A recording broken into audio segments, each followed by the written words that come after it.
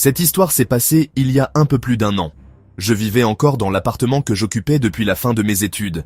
Un 2 pièces modeste mais confortable, situé au dernier étage d'un petit immeuble résidentiel. Rien de particulier à signaler.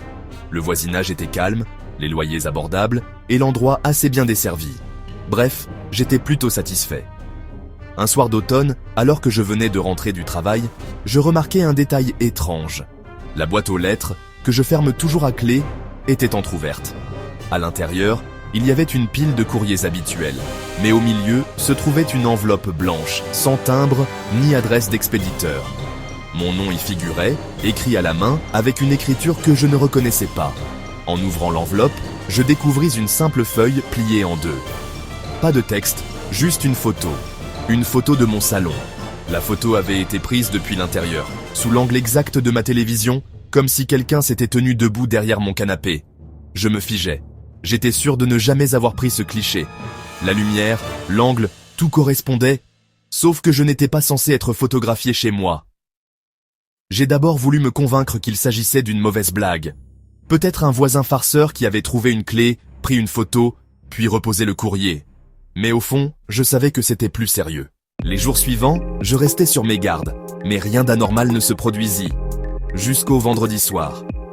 En rentrant du travail, je trouvais une deuxième enveloppe, identique à la première. Cette fois, la photo représentait ma chambre, prise de nuit. J'étais endormi dans mon lit. On voyait clairement ma silhouette sous la couette. Je ne te cache pas que je n'ai presque pas dormi cette nuit-là. J'ai fouillé chaque recoin de l'appartement, vérifié les serrures, les fenêtres, même le grenier accessible par la trappe du couloir. Rien. Tout était en place, aucune trace d'effraction.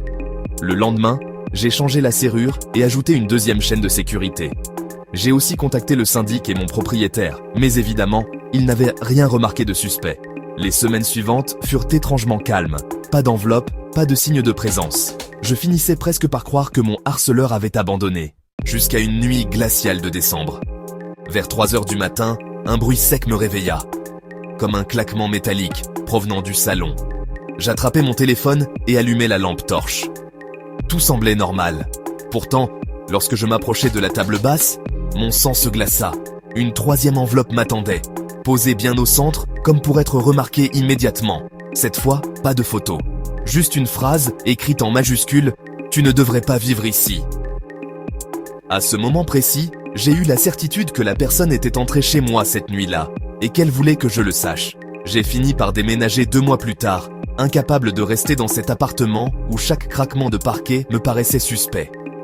Je n'ai plus jamais reçu d'enveloppe depuis, mais encore aujourd'hui, j'ai toujours cette impression dérangeante. Quelqu'un, quelque part, sait parfaitement où je dors.